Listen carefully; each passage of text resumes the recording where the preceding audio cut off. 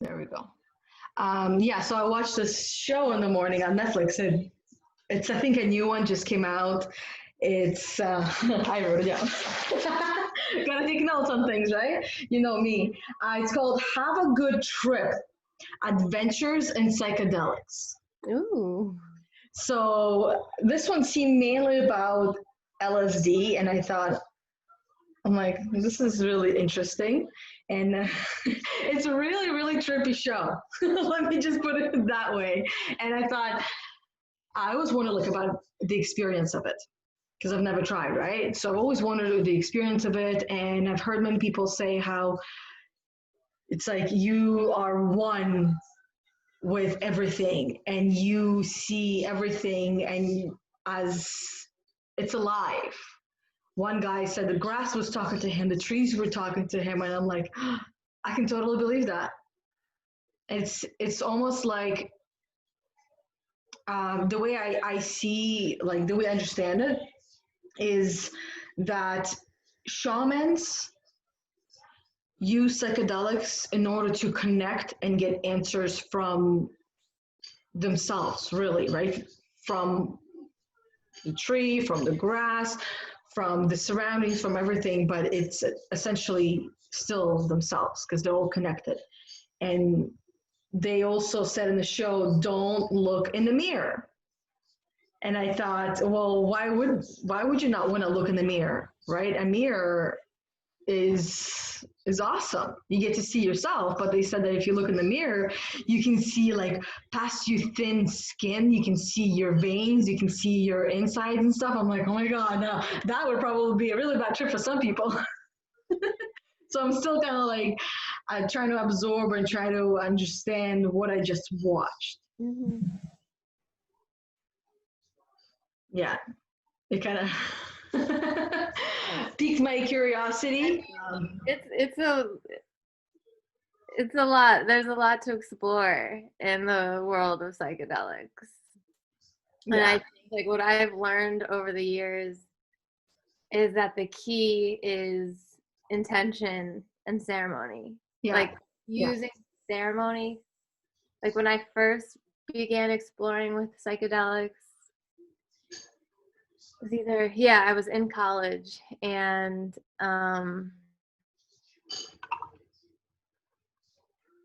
it was fun. And it was super fun. Mhm. But there wasn't intention. It was just like, let's go trip in the woods.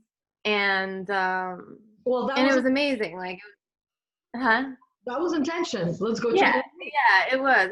And it was amazing to experience nature that way. Mhm. And then and then more recently, like in 2016, as because I enjoyed psychedelics so much in college and when I was young, like that time in my life, and it just like opened up other worlds that I knew were there. That's the thing. Like I think empaths. I think there's an interesting connection between people who already believe in the other worlds and and like experience the other worlds naturally and psychedelics because it's just like proof it's all there. Yeah. um, and so then in 2016 when I learned um that the like teens in Silicon Valley were going on ayahuasca trips and microdosing with LSD at work, I was like, well, this gives me permission to microdose at work. And I started doing that. And it worked out really well for a while until I could just see through everything, like the whole web of manipulation and like the games that they all play. And I would just watch it as a witness and we had to come to that conclusion like if I'm not going to be able to change this anytime soon, how much longer do I want to stay like watching these patterns repeat themselves? And there's this whole world of opportunity and infinite possibilities out there. So they kind of just like helped me to emotionally detach from any any identity attachments that go along with that job, like being on a partnership track, having had promotions that led to like more and more prestigious titles, like job titles, and all those ego attachments that won me approval externally. Mhm. Like the microdosing helped me to be like, not important. That's not important either. None of that's important. Like, you don't like it here, leave.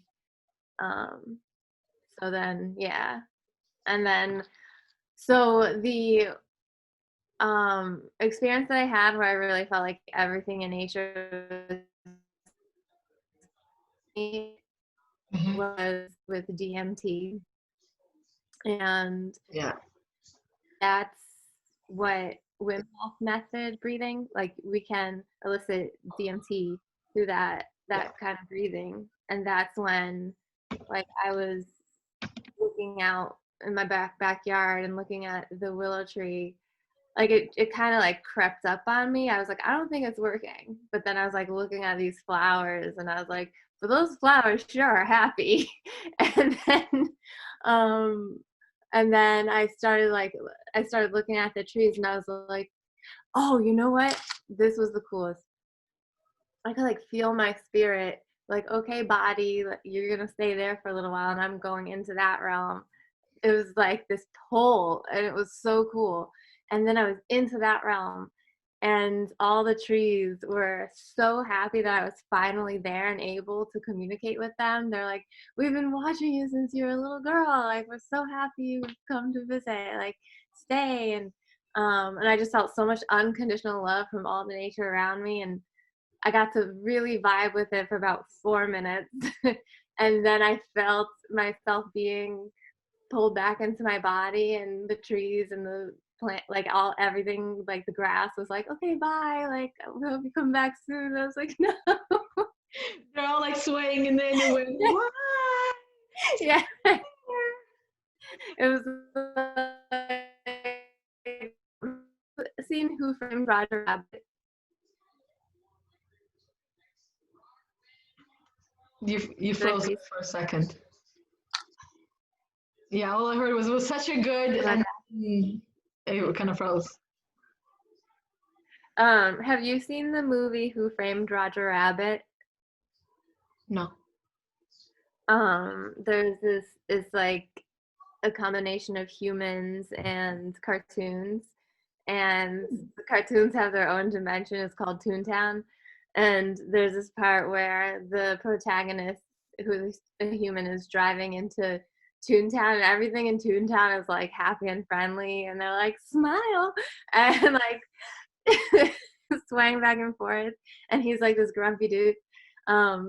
But that's what it felt like. Like it felt like everything in nature was just like trying to cheer me, like make me happy and like make me feel loved. And it's cool now, like to have that experience.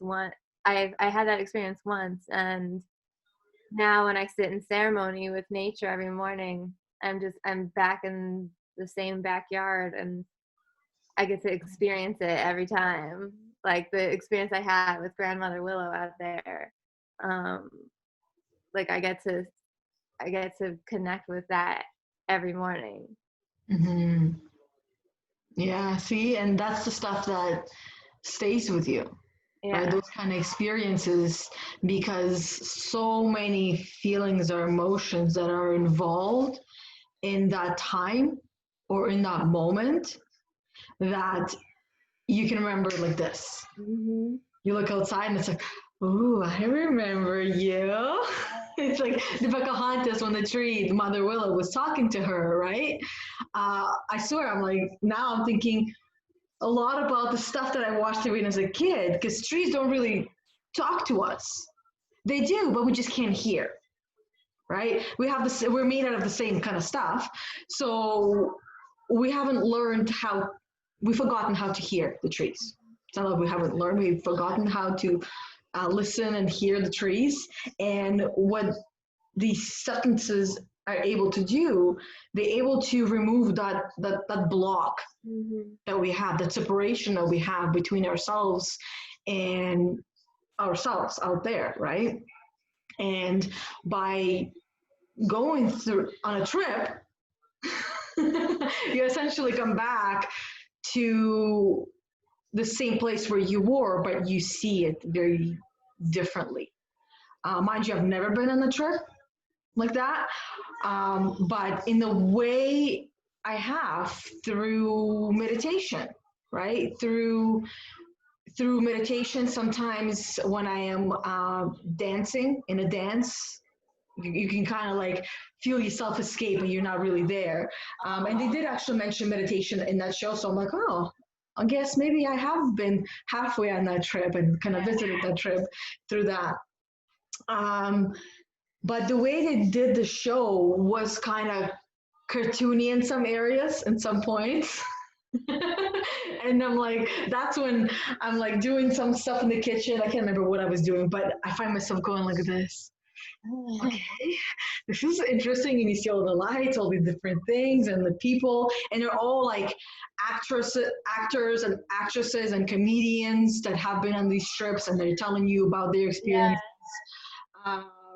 What's his name? Ben Stiller was on there. He only had one experience, and that was not a good one, so he's never had it again. He ended up calling his parents. I was like, what?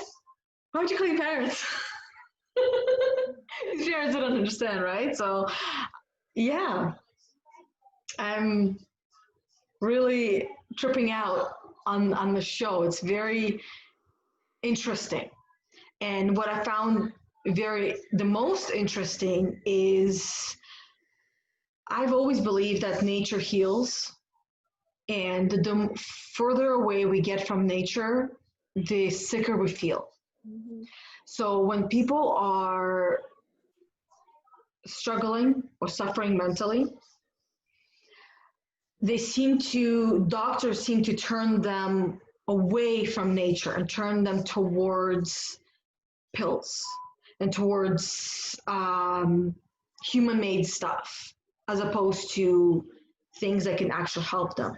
Right. And nature treats the root causes, while doctors and pills are treating the symptoms. They're putting a bandage on a cut that needs to be fixed and stitched internally, right? To put all the nerves and stuff together. Otherwise, there's nerve damage. So what doctors do, they put a Band-Aid on an open wound that needs to be healed, that needs to be fixed properly at the root. Go inside, see what needs to get fixed, sew it back together piece by piece with a tiny little microscope, and get it done and get it fixed. And then you can put a freaking bandage on top of that. Right. But you don't put a bandage on top of something that will end up rotting, that will end up getting sick. And now they're slowly seeing, well, they were seeing it before, but I can't remember the names that they mentioned, but there was a guy who was, I think he was a scientist, and he was trying to experiment. He was also like out of college, right? Or university. He was experimenting with LSD, with these drugs, and trying to figure out how they work and what they do. And the whole goal and the point of that was to introduce it into medicine to help people, especially with like depression and anxiety. And of course, they shut him down, and they basically took his everything away. And that's what usually happens, right? When you're on the right track. Quite often, especially when other people see that there's something to it, and they're the ones that perhaps might want all the credit for it, and you're no one, just disappear, right? And now it's slowly starting to be reintroduced in different ways, and different experiments are being done. And there's a reason why I believe we're seeing that on Netflix, and we're seeing these shows and people coming out and talking about this stuff that essentially we were told, we were brainwashed that you will jump out of a window when you have it. It's going to happen, right? That all, yeah. I mean, the stigma, I actually have recently was involved in an event for 420, And we, one of the other hosts offered an amazing history lesson on the illegalization of cannabis. And as part of it, she showed us a clip from the movie Reefer Madness, which it was serious stigma, like propaganda against cannabis and incredibly racist.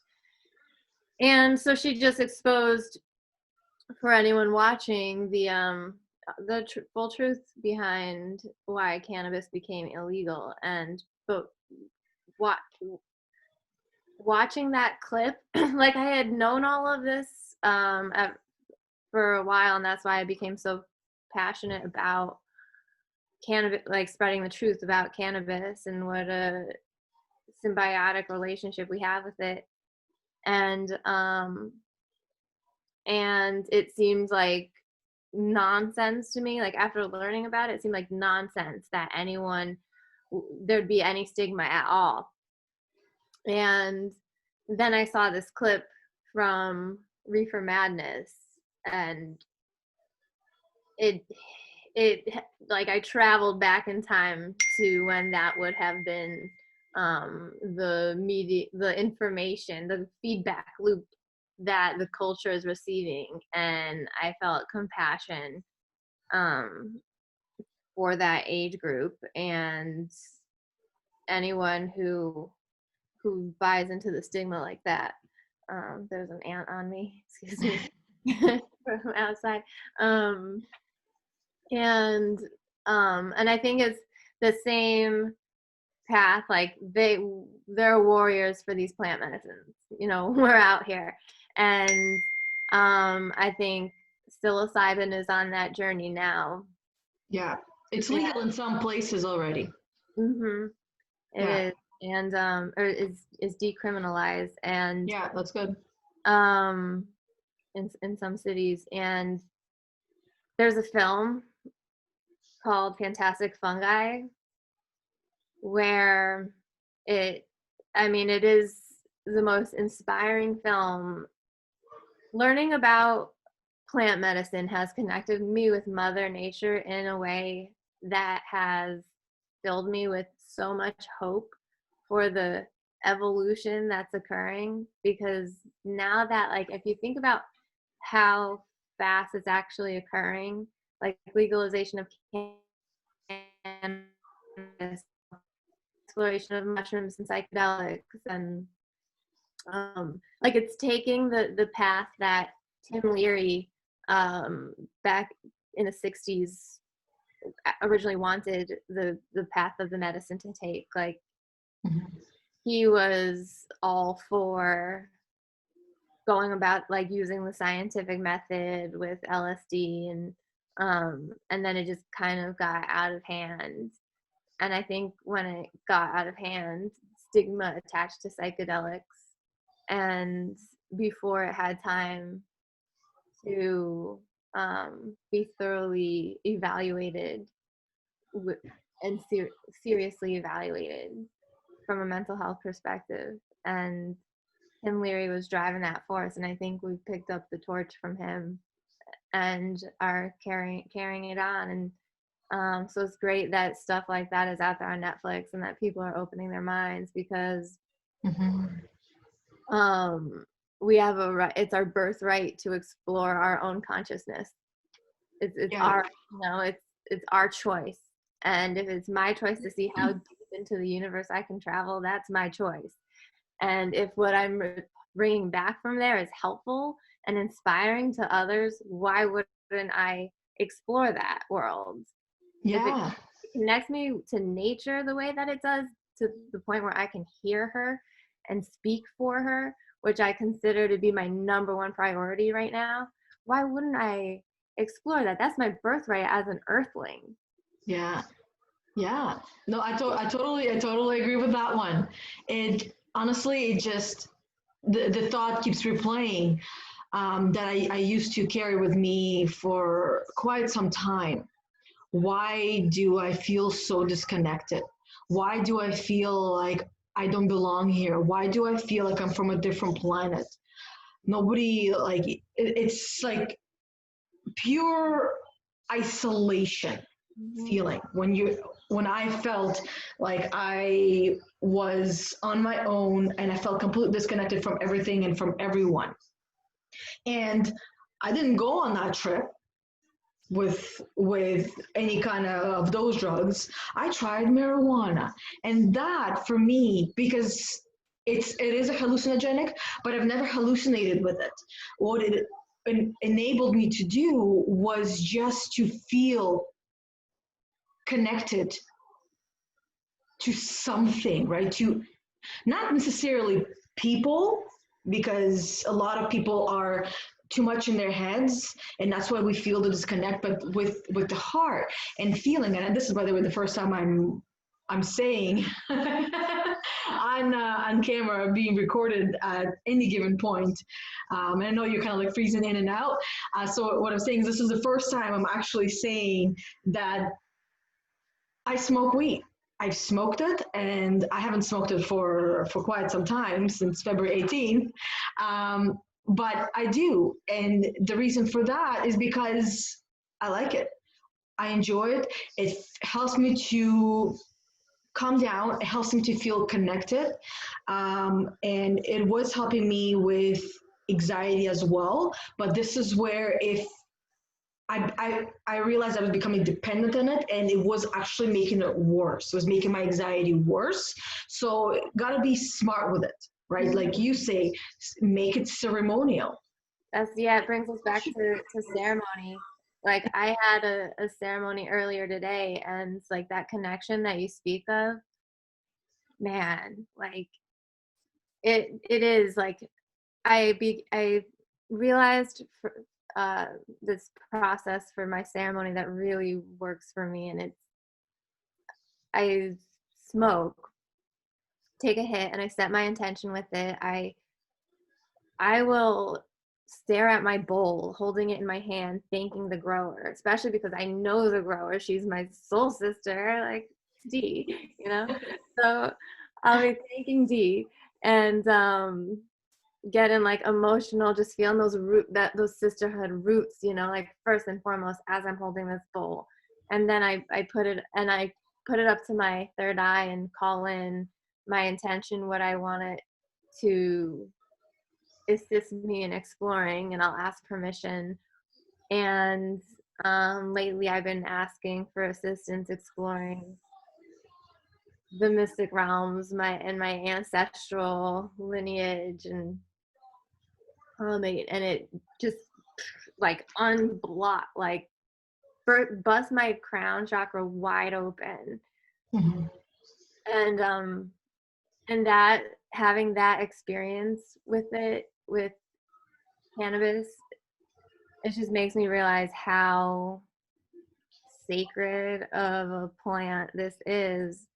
And I also have a similar experience with cacao. So I'll have a hit of cannabis, then I move on to my cacao, and I'll be holding my cacao in my hand and just being like, wow, like I have the deepest reverence for you. Like I know what a potent medicine you are. And I express the deepest gratitude for the growers in Peru for growing this ancient native strain that is legit what they drank in ancient Mayan civilizations to connect.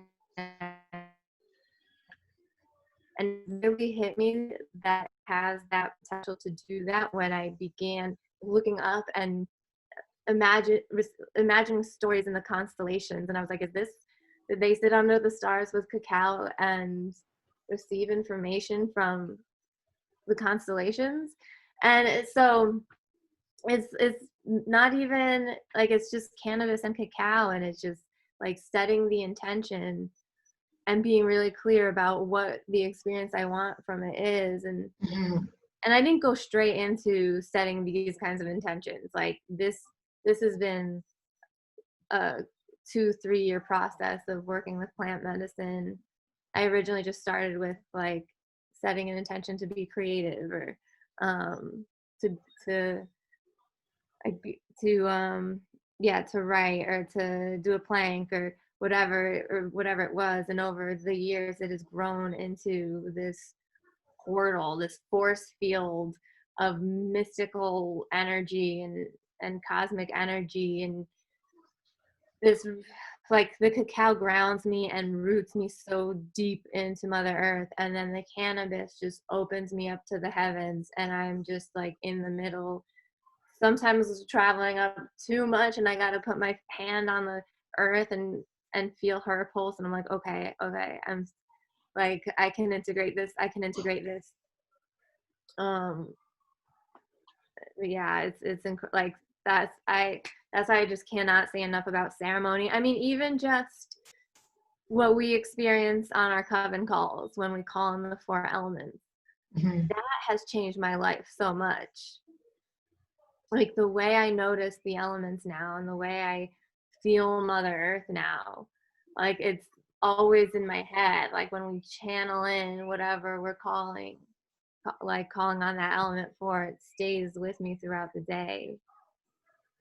Yeah, honestly, the ceremony, the intention part, that has been the missing key for me, and I would imagine for many people, because essentially the way it started in my life was the set intention without the setting of intention was to get high, to get stoned, to feel better, to feel good and rid of my anxiety, right? To just get through the day. That was my initial intention without realizing that was intention. And guess what? That's what I did. I got high, got stoned, got through the day.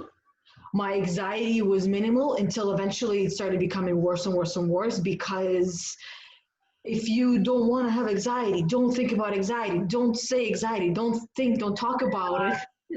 I can tell the vortex, like,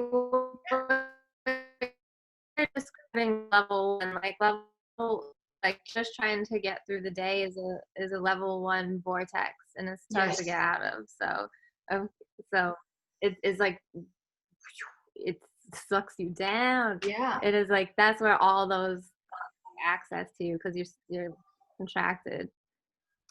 And that's the thing, like, marijuana helped me to open up more because I was contracting so freaking hard all the time. I'm always like tight and tense. I'm scared to say something. I'm scared not to do something. I'm scared to get in trouble or somebody might get upset at me. And that's not a fun place to be. And it's not a fun way to live. And marijuana helped me to come out of it little by little. And then it allowed me to, because at that point I was already spending a lot of time educating myself and learning, right? And taking in all the information and everything. And so what that did for me is it allowed me to, because also I have ADHD, right? So it helped me to actually just focus and do what's in front of me, because if too much is going on, I could sometimes feel overwhelmed. Yeah. It becomes too much. I can't do this. I can't do this. I just can't. And it's almost like I want to run in the corner in the bathroom and just sit there and just rock myself, calm myself down, right? So what it helped me do was to just focus, get this done, and it allowed my creativity to flow. And in the way that I accepted it, I didn't stop it, I didn't block it, I just let it out. And if you don't like it, then it's your problem, it's not mine. So that's what allowed me to do it. It released my creativity. And I was like, I mean, honestly, I will always be thankful for this plant, for this natural plant that had helped me to little by little accept myself, and little by little realize that I wasn't using it the way that I wanted to, right? Because I wasn't even clear on how I wanted to use it, because I didn't know what I was really looking for. But once I found what I was looking for, it's like, okay, now I need to cleanse myself. And you know that I've been clean since February 18th, and I didn't want to do anything. And the only thing I'll have once in a while is the edible. Because again, I don't know if I told you or not, I smoked cigarettes when I was like 8 years old. From 8 until like 13, I would smoke cigarettes because back in Russia, it was it was allowed, it was normal. So that missing of puffing something in, that's why for me, I'm like, I'd rather have edibles, and the trip is different. I have found it to be longer and a lot more creative. Yeah. So yeah, like that's what it has done for me. And I know it has done a lot more for me, but right now I feel like this is what came out right now, and now I feel like, okay, there's nothing else to say. Now it's Rachel's turn to talk.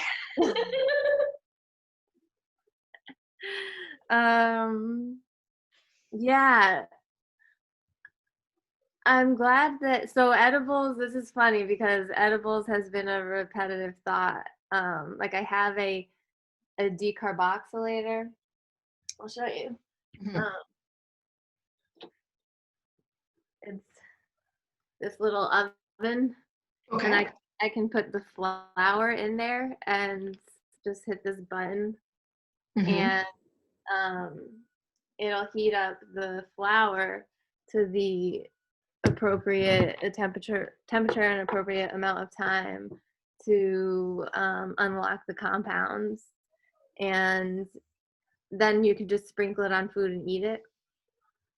And so yesterday it came up, I was like, I'm just for my lungs' sake thinking maybe I should switch to edibles and decarboxylate. And I was resisting because of the fixation and just like ritual of blowing the smoke, inhaling and exhaling. Oh, it's just like the ritual of it. Has me by the heart. However, when you mentioned that it's a different experience, and looking back, I did enjoy the creativity. It's like prolonged creativity. It's not just 5-10 minutes or 15-20 minutes. It's like a couple of hours, and you can really, like, I would be able to just zone in and do whatever it is that I'm doing. I mean, the creative projects for me can be organizing a certain space.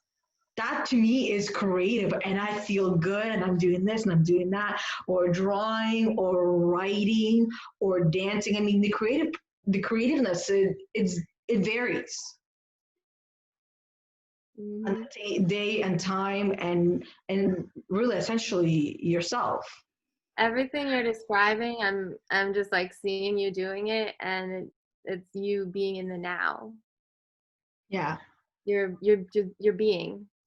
And that's, I think, what it does, because it's like, because it is considered to be a hallucinogenic, it allows us, because we were talking about going to like different dimension, right? Or feeling as you are one with the earth, with the plants, with the trees, with everything. We can have the same experience with Mary Jane Blige. Mary Jane. There was a park, actually, just when saying Mary Jane reminding me of a park I used to go to when I lived in a different like city. And I just always called it Mary Jane, and I'm thinking, was that really the park, name of the park? Probably not. But anyways, it's like we can feel connected, but intention is a big part of it. It's we are, as a species, much younger than the plant. Yeah. So the plant's been around a lot longer.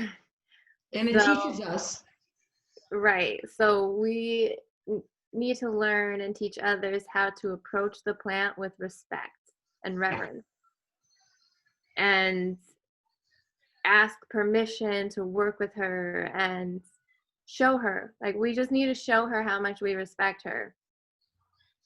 And she unlocks all sorts of secrets of the universe. Yeah. But and treating the plant with respect and ceremony makes just increases the symbiotic relationship. Like this is a give and receive. Like Yeah. we are burning this plant and in exchange merging and receiving from her galactic intelligence. We need to show her some respect for that. Mm-hmm. Yeah, and not everyone does. We light on fire and it's a it's a sacrament, and we need to show respect to that plant. Like she's here to teach us. Yeah. How to teach us how to be loving human beings, how to love Earth, how to love each other, how to work in symbiotic relationship with all of nature. Yeah. It's a living, breathing thing until it dies.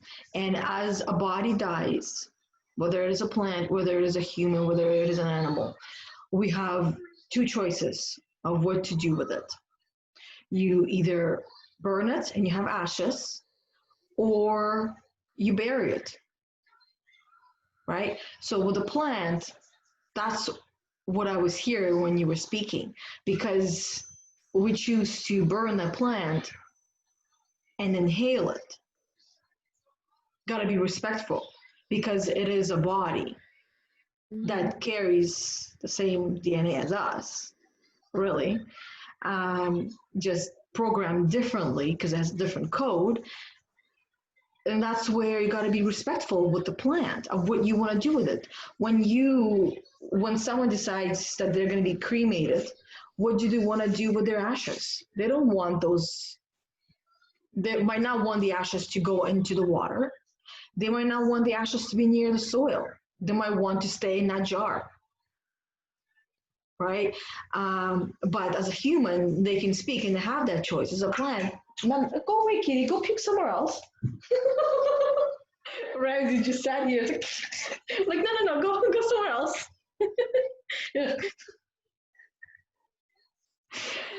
No, I think he's okay. He just dripped some water on the table. Yeah, but anyways, that's what I was kind of. Yeah, I mean, and as you were saying, like burying a plant as well, like that. When I picture Mother Earth engulfing whatever it is we bury, I picture it going through the soil and regenerating, and so when we eat edibles, we're absorbing it, and so whether we smoke it or ingest it, we got to pay proper respects. We are working in communion with a galactic intelligence. Mm-hmm. And as empaths as well, I think empaths have a unique capacity to perceive all of that language around us. So I believe that empaths naturally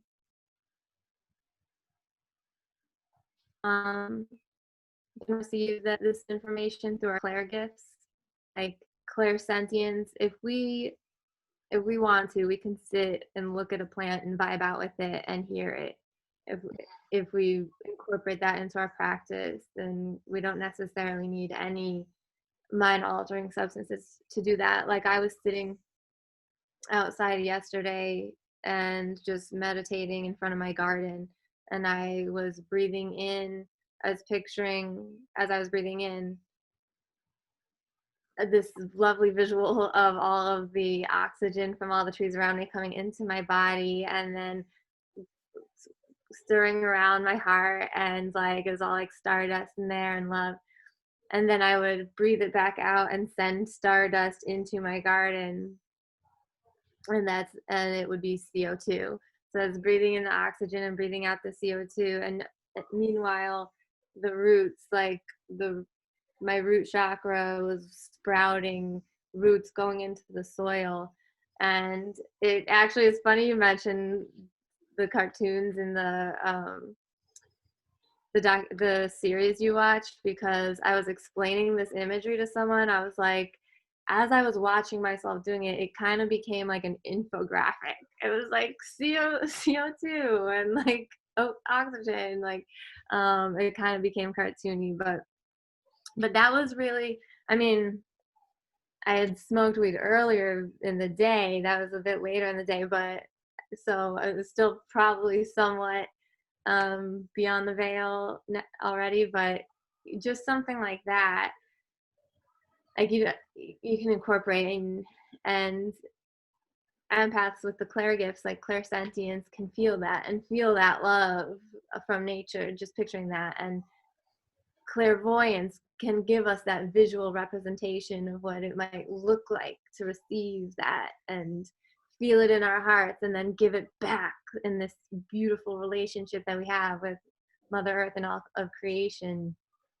And we can use our clairaudience to hear the birds and hear the wind and the trees swaying, and we can use our clairaudience to translate everything we experience. Like what I'm expressing to you in my experiences in ceremony, it's not, I don't have the language for it as it's happening, you know. It's that's, I have the clairsentience, the claircognizance. I know what I'm seeing is real. Like the gift of clairvoyance, like I know what that gift is, and I know what I'm seeing is, I'm in ceremony is real. Like I know so then it's my duty to take all that, filter it through the gift of clairaudience, create language with it, so that I can express how magical it is to sit in worship with Mother Nature and understand she is our mother, and we're earthlings, and we deserve, it is our birthright to enjoy this beautiful planet and experience all the love and abundance that she has to offer us. Like if Mother Earth didn't love us, we wouldn't have all these options of food and color and sounds. Like she'd give us like 2 options. So it's just like those kinds of that kind of ceremony, and when working with plants, opens us up to all of Mother Earth's love languages. And at all times, it feels like as Ram Dass speaks of loving awareness, he speaks of loving awareness as the mother, and the soul is the child. Always getting back to loving awareness. So I have we woven together a tapestry of loving awareness in all of nature. So every time I look out at it, I can perceive myself being witnessed through the lens of Mother Nature and loving awareness, loving me unconditionally as an innocent child of Earth. Yeah. And that just proves a point, I guess, that we've said a couple of times, that what we're really here to do is love. That's it. That's it. That's it. All there is. And it's our job to do so, to love. And of course, because as humans, we've been given a gift of feeling, and a gift of language and emotions and all of these things that we're living with, that we're complaining about as a human. That is our gift. We were given that. So all of what we are as a human, it helps us to really go through life and work through all these different things, only to come out on the other side and truly experience love for the first time in our life. We all have that ability to get there, to finally feel what love is supposed to be felt like. And we get to see ourselves, we get to see the world, we get to see everything around us for the first time through that heart-shaped lens. I just want that for everyone, especially those that are going through a really dark place, a really dark time, to feel that, to know that it will come, that all you need to do is show up and do something. Do something that you enjoy and love, something that brings you joy and peace and happiness, something that you're curious about. Just do a little bit of that every single day. And eventually you will wake up one day and just feel love and know what it feels like. And then realize that this whole time, this whole life that you've lived with what you thought you knew what love was. You felt it, you've experienced it. And yet here you are experiencing it. It's like, it's nothing like I've experienced it in the past. It's very different because you've, it's almost like it becomes the truth for the first time and you finally get that joke. Yeah. Oh, I love that. Yeah. Yeah. It's new. It's new for humanity because this is something that the 7 levels of energy helped me to understand, that most patterns in relationships don't shift. It's difficult for most people to expand in relationships beyond level 4 because of all the codependent patterns, and like consistently maintain that. And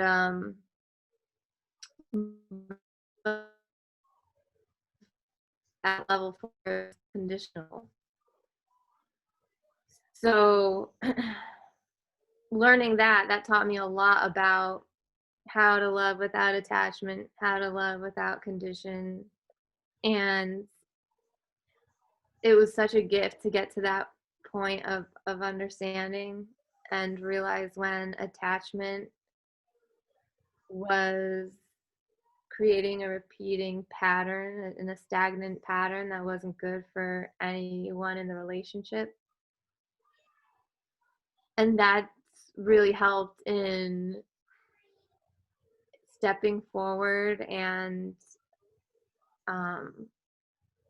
just having more options with how we approach relationships and communicate, and know that it's really difficult, that growing internally, expanding our consciousness is really difficult for humans because we are emotional people. Yeah. And we do have a lot of emotional attachment to others and what others think of us, because that's all we've known is basing our worth on what others think of us and external validation.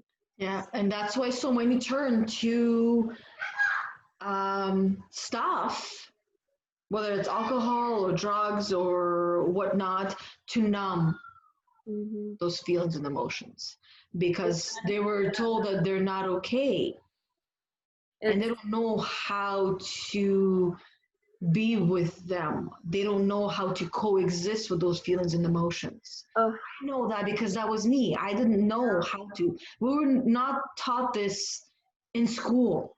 Our parents didn't know, so it's not their fault. No. Their parents didn't know. No, they were just trying to survive. Like a couple generations ago, most of our ancestors were just trying to survive. Yeah. So you can't like be trying to survive and then be like, be emotionally responsible for your family as well as trying to like put food on the plate. Yeah. So it's almost natural to turn to something that will put the flame out, but the charcoal is still burning.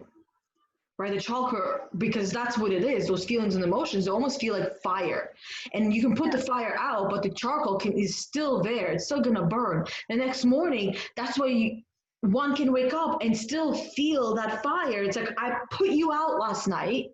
Why are you still here? It's the catalyst for change. That's what fire does. It's like you gotta make a change, homie. Like that's what I'm saying. Exactly. Gotta make a change. Like you do something.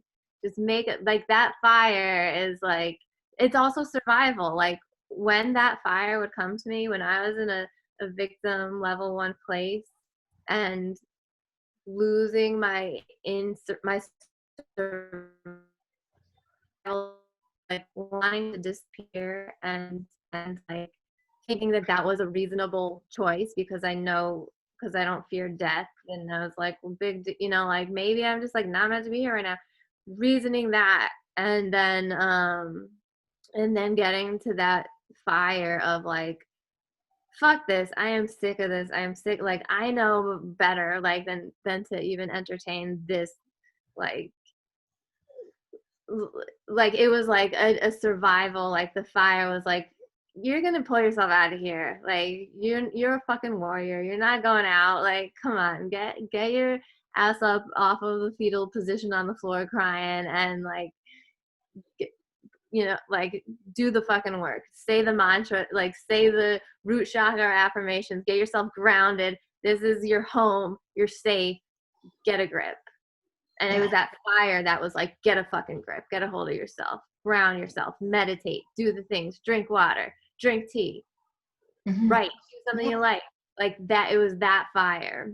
And you knew what you needed to do. You had the tools. It was a matter of actually doing them, even though it's almost like, I don't want to do it, but you have to. You want to feel better. You know you're a warrior, and a warrior doesn't get down in the fetal position. They do. Well, sometimes. It used to be like on a weekly basis, I just needed to go there because I was also feeling it for the cosmic energy and Mother Earth and all of humanity. So like I would be exposed to injustice and then need to get on the floor and cry and bawl for half an hour, and then stand up, like raise my sword in the air and be ready to fight.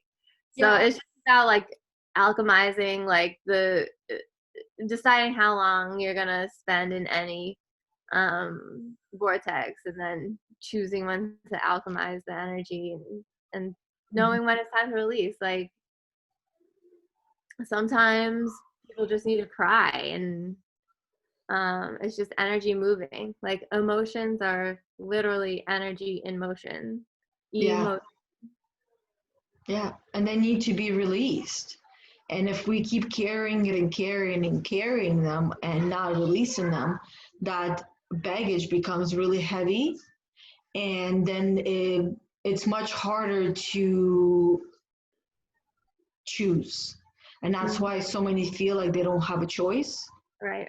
That's why I didn't feel like I had a choice completely. I felt like there was no choice, that this was going to be my life.